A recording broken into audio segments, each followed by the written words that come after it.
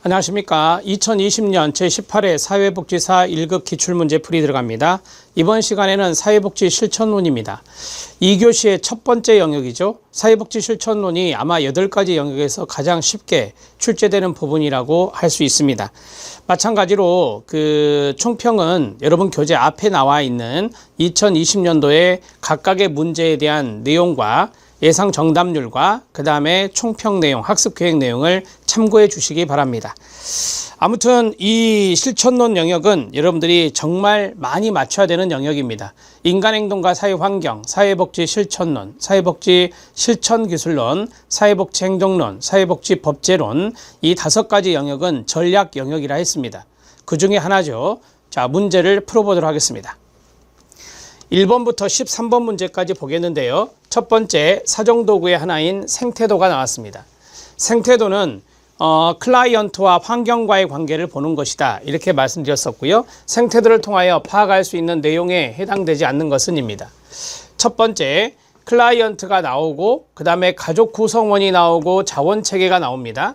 자, 그리고 에너지 흐름이 나오죠. 화살표 또는 점선, 이런 것으로 알 수 있는 것이 에너지 흐름이죠. 맞습니다.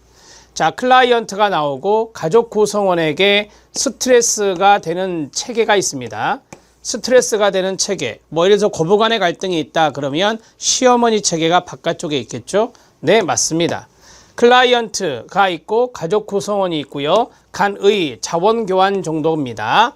그러니까 클라이언트가 있고 가족 구성원이 있는데 여기서 중요한 단어가 자원교환이거든요. 자원에 대한 교환 정도, 이런 것들도 생태도를 통해서 알 수가 있습니다.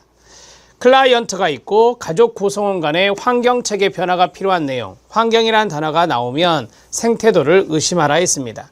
맞습니다. 자, 지금까지 4가지 중에서 포인트가 되는 부분에 동그라미를 치면 자원, 에너지 흐름, 그 다음에 체계, 그 다음에 자원, 환경. 자, 이런 단어들이 바로 생태도에서 나오는 키워드들이다. 클라이언트 가족 구성원의 생애 동안 발생한 문제의 발전 과정에 관한 정보다라고 했어요. 자, 생애 동안에 발생했던 문제의 발전 과정, 그러면 연대기적인 흐름, 연대기적인 기록, 이런 것들이 여기에 들어갈 수 있겠죠. 그래서 생애 동안에 발생한 문제들을 연대기적으로 알 수 있는 것은 생활력 도표가 되겠습니다. 생활력 도표와 연관성이 가장 깊은 것이 5번 지문이다, 이렇게 정리할 수 있겠죠. 답은 5번입니다. 1번 문제는 생태도의 문제인데 가계도의 문제나 생활력 도표의 문제나 소시오그램의 문제가 출제될 수 있다는 것도 말씀드립니다.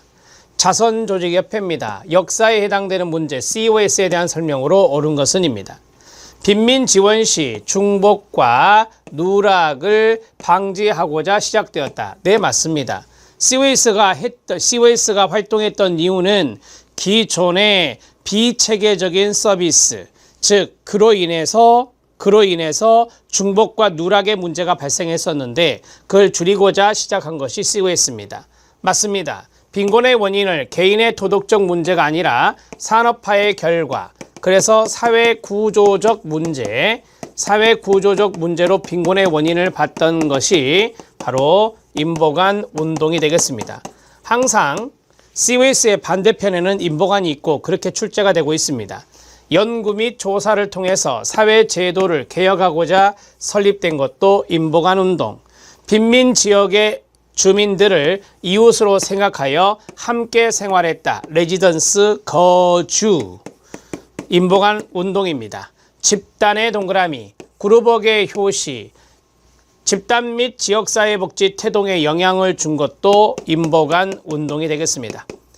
2번부터 5번까지는 모두 다 인보관 운동에 해당되는 것입니다. 답은 1번이 되겠습니다. 쉽게 풀 수 있는 문제였습니다.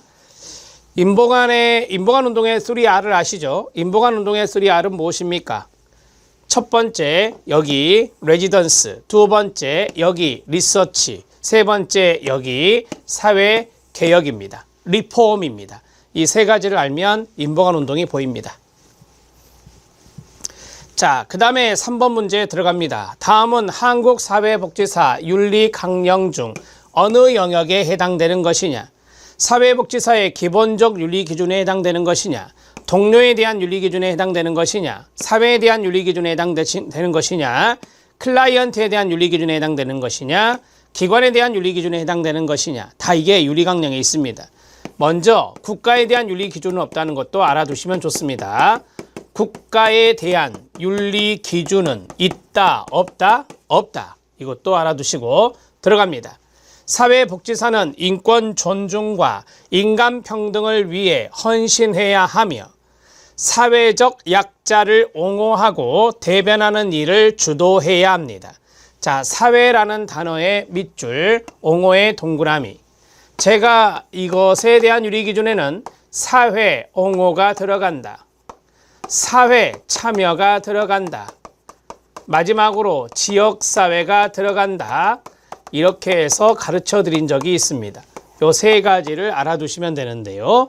두 번째 봅니다. 사회복지사는 자신이 일하는 지역사회에 나왔습니다. 지역사회. 문제를 이해하고 그것을 해결하는 일에 적극적으로 참여해야 한다. 참여도 들어가 있네요. 그러면 이것은 무엇입니까? 사회에 대한 윤리기준입니다. 사회에 대한 윤리기준으로 정리하시면 됩니다. 이런 문제 출제될 수 있다라고 말씀을 많이 드렸죠. 답은 3번 사회복지사의 사회에 대한 윤리기준입니다. 사회 옹호와 사회 참여 정도만 아셔도 충분히 풀 수 있습니다. 4번 문제에 들어갑니다. 최근에 이런 문제 잘 나옵니다.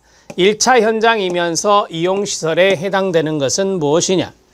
자, 장애인복지관 1차입니다. 이용시설입니다. 보건소 2차입니다.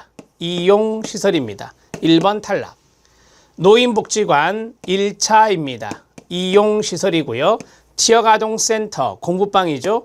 1차이고 이용시설입니다.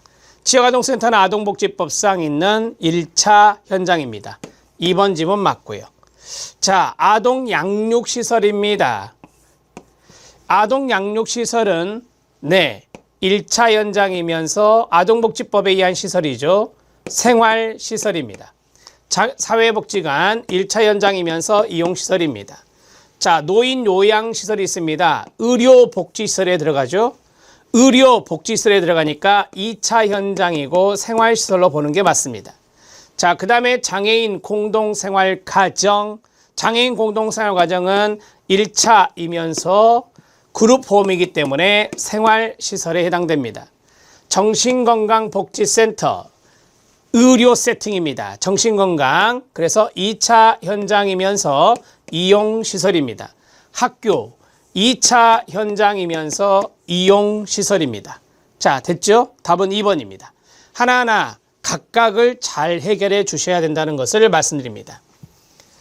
5번 문제 들어갑니다. 브론펜브레너의 문제입니다. 이 브론펜브레너는 인간행동과 사회환경에도 출제될 수 있습니다.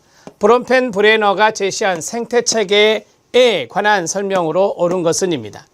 브론펜브레너가 이야기한 게 모두 다 5가지입니다. 미시체계, 중간체계, 내부체계 이런 거 없고요. 외부체계, 거시체계. 따라서 3번 탈락. 자, 1번부터 보겠습니다. 인간의 일상생활에 존재하는 실제적인 환경. 이게 바로 미시체계입니다. 개인의 일상생활에 존재하는 실제적인 환경. 정도 있을 것이고 장도 있을 것이고요. 미시체계, 자기가 속해 있는 체계, 학교도 있을 것이고요. 자, 이런 것들이 다 미시체계에 해당됩니다. 중간체계입니다. 개인이 직접 상호작용하지 않지만 간접적인 영향을 미치고 있는 환경을 우리는 외부체계라고 합니다. 어떤 청소년이 있다? 청소년은 부모님의 직장에 속해 있지 않습니다. 하지만 부모님의 직장은 이 청소년에게 영향을 줄 수 있죠. 부모의 직장입니다.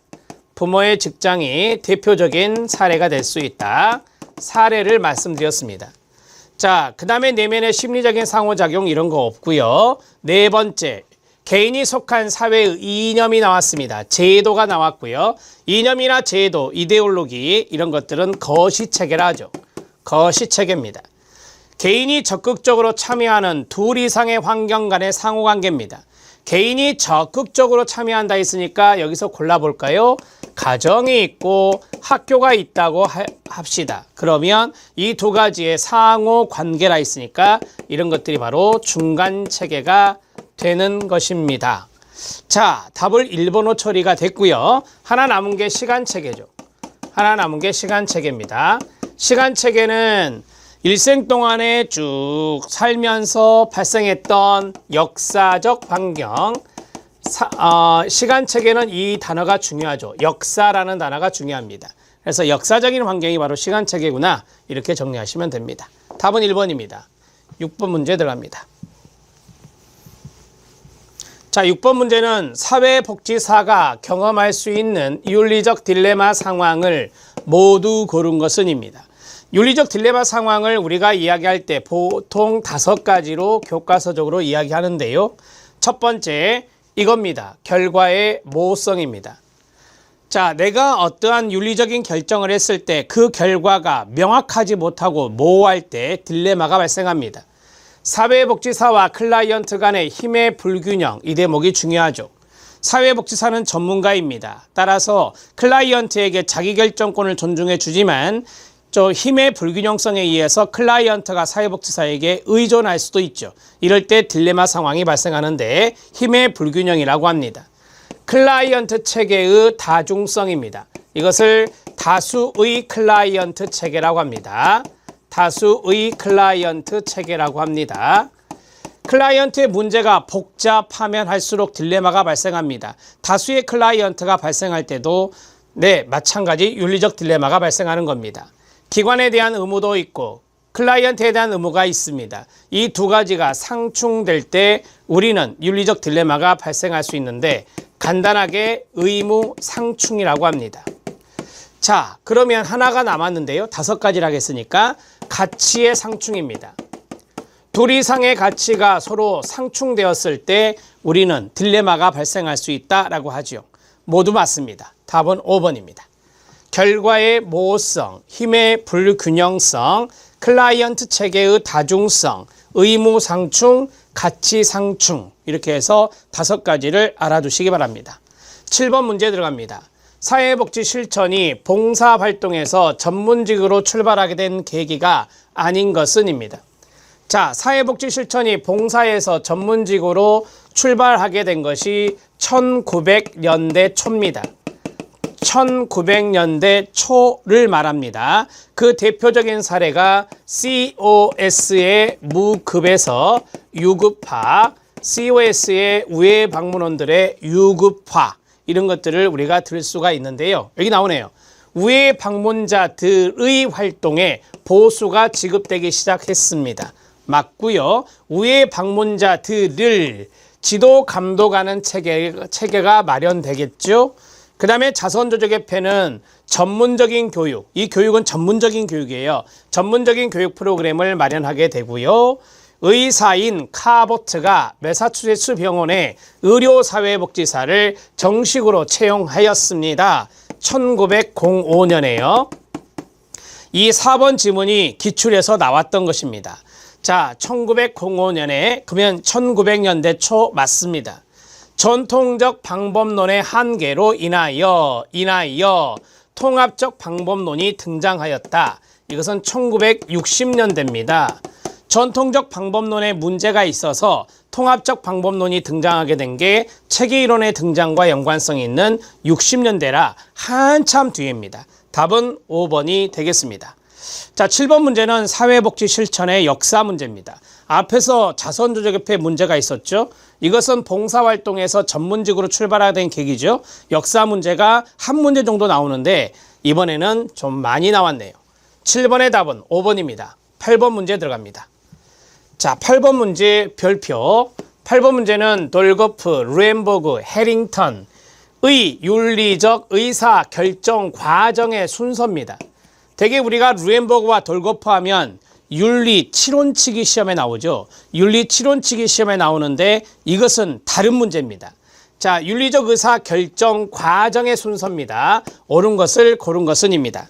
자, 이것은 여러분들 해설을 제가 아주 구체적으로 넣어드렸습니다. 그 구체적으로 넣어드린 해설을 꼭 보셔야 됩니다. 그 해설을 잠깐 봐주시기 바랍니다. 이 문제를 풀기 전에요. 해설을 먼저 봅니다. 해설에 보면 윤리적 의사결정 과정에서 1단계부터 11단계까지 나와 있습니다. 지금 이 문제는 4가지를 섞어놓고 순서대로 나열하는 문제가 되겠는데요. 자, 우리가 보통 일반적으로 생각하고 있는 것들이 있어요. 그런 것들을 좀 적용해 보면 좀 쉬워지는데 1단계를 보면 문제가 무엇이며 또한 그 문제를 지속시키는 요인들이 무엇인지를 찾아낸다라고 했습니다. 문제 인식입니다. 간단하게 쓰려고 합니다.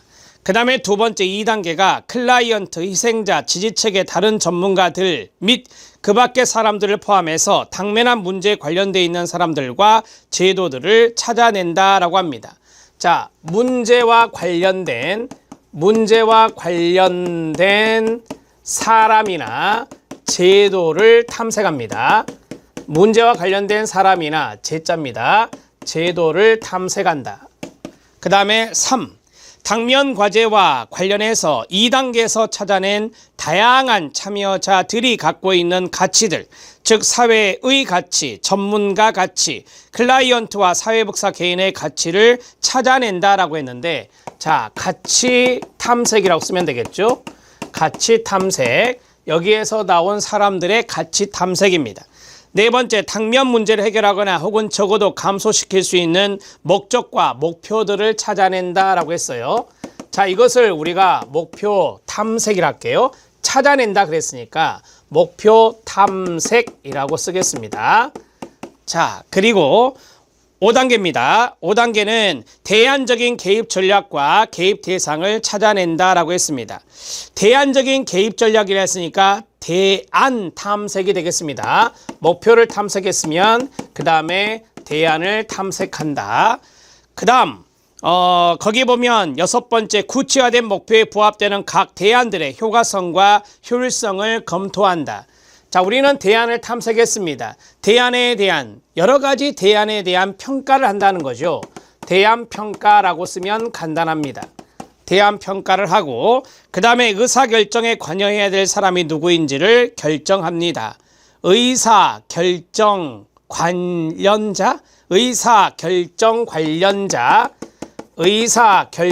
관련자 탐색입니다.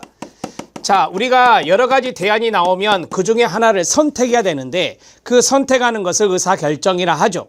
의사결정과 관련된 사람을 탐색하고 그 다음에 가장 적절한 전략을 선택합니다. 가장 적절한 전략을 선택하는 것이 바로 이 대안 중에 하나를 선택하는 거라 최선 대안 선택입니다. 최선 대안 선택입니다. 자, 의사결정 관련자를 탐색한 다음에 최선 대안 선택을 이 사람이 하겠죠. 자, 그 다음에 전략을 뭐 한다? 실행합니다. 최선의 대안을 선택했으면 실행을 하고 실행을 검토하고 예기치 않은 결과들에 대한 주의를 기울입니다. 자, 우리가 이제 실행을 검토하는 것을 점검이라고 합니다. 점검을 하고요. 그 다음 마지막 결과들을 평가하고 부가적인 문제를 찾아낸다라고 했어요. 평가라고 하면 됩니다. 지금 제가 쭉 그 내용들을 간단하게 써드렸는데 이 내용들에서 4가지가 소술되어 있는 것입니다. 자, 다시 한번 보면 문제를 인식하고 문제와 관련된 사람이나 제도를 탐색하고 그 다음에 가치를 탐색하고 목표를 탐색하고 대안을 탐색하고 대안을 평가해보고 의사결정 관련자를 탐색하고 최선의 대안을 선택하고 그 다음에 실행을 하고 점검을 하고 평가를 한다는 것입니다. 자, 그러면 기억 들어갑니다. 가장 적절한 전략이나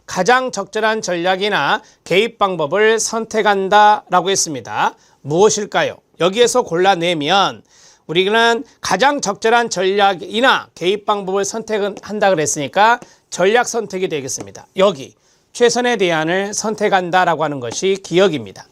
자, 그 다음에 해당 문제와 관련된 사람과 제도를 확인한다라고 했습니다. 사람과 제도를 확인하는 것이 바로 여기 니은이 되겠습니다. 그 다음에 확인된 목표에 따라 설정된 개입 방안, 이걸 대안이라고 하죠. 대안이라고 합니다. 목표에 따라 설정된 대안. 대안이랍니다. 효과성과 효율성을 평가한다. 대안평가가 되겠습니다. 대안평가액이 있습니다. 디귿입니다.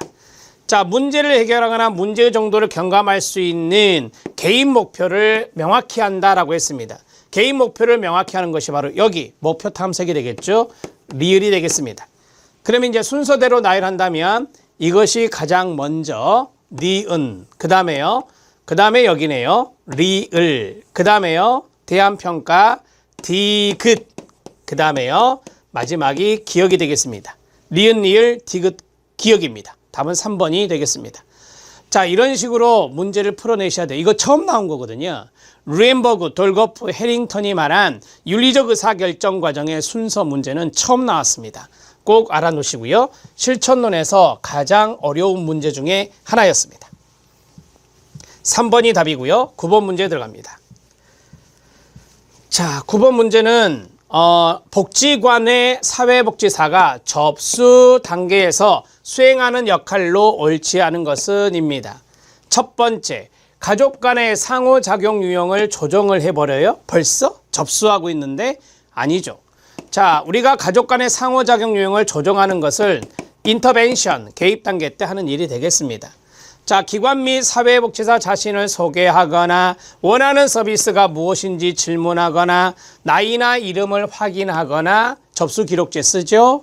클라이언트의 저항감이 파악되면 완화시킬 필요가 있겠죠. 이런 것들이 다 양가감정 해소, 양가감정이 있을 때 저항을 하기 때문에 양가감정의 완화, 양가감정의 해소가 접수 단계 과업에 들어갑니다. 답은 1번입니다. 쉽게 풀 수 있는 문제였고요. 그 다음에 10번 문제 들어갑니다. 실천 과정의 문제가 순서대로 쭉 나오더라고요. 사회복지 실천 과정의 접수 다음에 자료 수집이죠. 자료 수집에 관한 예시입니다. 옳은 것을 모두 고른 것은이다. 자, 우리는 정보 수집, 자료 수집을 하게 되는데 그 A시에 해당되는지 보시죠. 첫 번째, 가출 청소년의 가족관계 파악을 위해서 가로, 부모와 면담을 실시했답니다. 네, 자료 수집 맞습니다. 진로 고민 중인 청년의 진로 탐색을 위해서 적성 검사를 실시할 수 있습니까? 네, 맞습니다. 이런 것들이 다 자료 수집이 됩니다. 심리검사 자료. 그 다음에 이웃의 아동학대 신고가 사실인지 여부를 확인하기 위해서 가정방문을 실시할 수 있습니까? 네, 맞습니다. 이것은 확인하기 위해서 가정방문을 했기 때문에 자료 수집에 해당될 수 있습니다. 모두 다입니다. 모두 다 자료 수집에 해당될 수 있다. 이렇게 정리할 수 있겠습니다. 사회복지 실천 과정의 자료 수집은 전문가에게 의뢰할 수도 있습니다. 적성검사 같은 경우는 사회복지사가 전문성이 떨어지면 전문가에게 의뢰해서 자료 수집을 할 수 있는 것입니다. 자, 11번 문제 들어갑니다. 다음은 사정 결과를, 어세스먼트 결과를 요약한 것입니다. 사회복지사가 이후 단계에서 가장 먼저 수행해야 될 과업은 뭐냐라고 했어요. 이 문제 자체에 힌트가 있습니다. 자, 사정 결과를 요약했어요. 사정을 요약했어요. 그 다음에 이후 단계라고 그랬거든요. 그러면 이후 단계는 뭐예요? 어세스먼트 단계의 다음에는 계획을 세우는 거거든요. 그 다음에 개입을 하고, 그 다음에 평가 및 종결을 하는 거잖아요. 이런 것들이 우리가 이제 사회복지 실천 과정의 순서인데, 이후 단계에서 가장 먼저 수행해야 될 것은 계획 단계에 있는 내용을 찾아라, 이 말과 같은 겁니다. 경제적 도움을 요청하여 기관에 접수된 클라이언트는 성장기 학대 경험과 충동적인 성격 때문에 가족 및 이웃과의 갈등 관계를 심하게 겪고 있습니다. 자료 수집을 통해서 알아냈네요. 배우자와는 이혼 위기에 있고 근로 능력은 있으나 근로 의지가 거의 없어서 실직한 상태입니다. 사정 결과를 요약했습니다. 자, 1번 이혼 위기에 접근하기 위해 부부 상담 서비스 제공한다. 그러면 개입이 되겠죠. 이웃과의 갈등 문제 해결하기 위해서 분쟁조정위원회에 의뢰한다. 개입에 해당될 수 있겠죠. 간접적 개입이요. 그 다음에 원인이 되는 성장기 학대 경험에 대한 치료부터 시작한다. 치료, 개입이 되겠죠. 근로의욕을 높이기 위해서 집단 프로그램에 참여하는 것도 개입에 해당될 수 있겠죠. 우리는 개입해서 개인 대상 상담을 할 수도 있고 집단 프로그램에 참여시킬 수도 있습니다. 클라이언트와 함께 다루고자 하는 문제의 우선순위를 정한다. 우선순위를 정하는 것이 바로 사정 단계 다음에 있는 계획 단계. 이때 바로 우선순위를 정하는 겁니다. 우선순위를 정하는 거예요. 자, 여기에 대해서 여러 가지 문제가 나왔어요. 어세스먼트 결과에서 어떤 걸 먼저 할 것이냐, 우선순위를 정하는 것은 계획 단계 때 하는 작업이 되겠습니다. 자, 이게 바로 계획 단계 때 하는 것이기 때문에 답은 5번이 됩니다. 자, 11번 문제 어렵지 않습니다. 지문만 길었다 뿐이지 충분히 할 수 있어요. 12번 문제 들어갑니다. 종결 단계 과업입니다. 평가 및 종결 단계에 해당되는 사회복사 과업이 아닌 것은입니다. 사후관리 계획 수립하나요? 그렇습니다. 성과 유지 전략 확인하나요? 네, 맞습니다. 성과 유지 전략을 확인하고 필요시 다른 기관에 의뢰할 수 있나요? 네, 맞습니다. 의뢰할 때는 클라이언트의 동의가 반드시 필요합니다. 클라이언트의 동의가 반드시 요구된다는 거, 클라이언트의 자기결정권이 중요하니까요. 종결 기준이나 목표를 수립한다. 이건 계획 단계 때 하는 겁니다. 계획 단계 때 우리가 목표를 설정하죠. 목표를 수립하고 그 다음에 종결 기준도 이때 정할 수 있습니다. 자, 그 다음에 종결에 대한 정서 다룬다. 양가감정 해소해 주고요. 그 다음에 의존성도 일종의 정서가 묻어 있기 때문에 의존성은 감소시켜 주는 거요. 이런 것들이 정서 다루는 겁니다. 아쉬움이 있겠죠. 예, 아쉬움.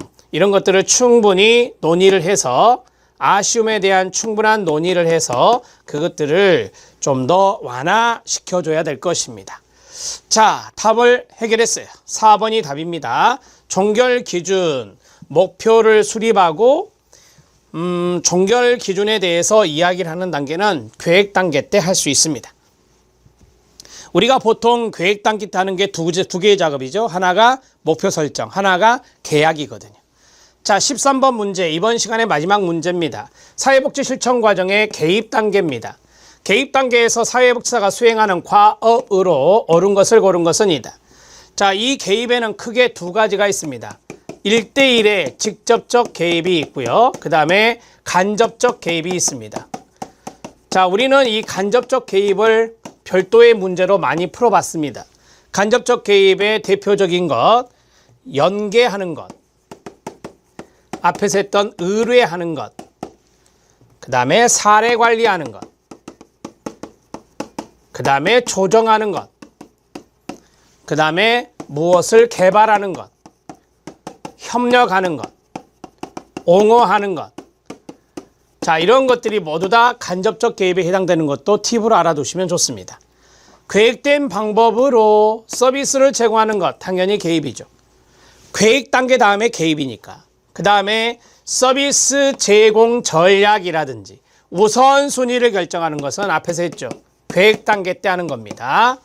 자, 그 다음에 계획 수정 필요시 재사정을 실시한다라고 했습니다. 계획 수정 필요시, 그러니까 계획을 하고 나서 개입을 했는데 그 개입에서 좀 수정해야 될 필요가 있다 그러면 리어세스먼트를 하죠. 이 리어세스먼트는 개입 단계 때 하는 겁니다. 개입해보고 리어세스먼트 하는 거니까 맞습니다. 그 다음에 제공된 서비스에 대한 과정이나 그 다음에 총괄평가가 나왔는데 제공된 서비스에 대한 과정 평가는 개입 단계 때 할 수 있지만 이 총괄평가라고 하는 거 있잖아요. 이건 당연히 평가 과정에서 하는 겁니다. 이렇게 보시면 돼요. 자, 과정을 본다. 과정평가. 그 다음에 총괄평가는 전체적인 효과와 효율성을 보는 것이잖아요. 이런 것들은 종결 및 평가 단계 때 하는 것이다. 이렇게 정리하시면 됩니다. 그러면 개입 단계 때 할 수 있는 것은 2번 기업과 디귿. 기업과 디귿이 개입 단계 때 하는 것이고 리을은 계획, 리을은 평가 및 종결 단계 때 한다. 이렇게 정리하시면 되겠습니다. 자, 기업 디귿까지 정리했어요. 13번 문제까지 해봤습니다. 가장 어려웠던 문제는 8번 문제. 돌거프, 루엠버그, 해링턴의 이야기. 그것을 이번 시간에는 좀 유념해서 잘 공부해 주시기 바랍니다. 다음 시간에 12문제 풀겠습니다. 수고하셨습니다.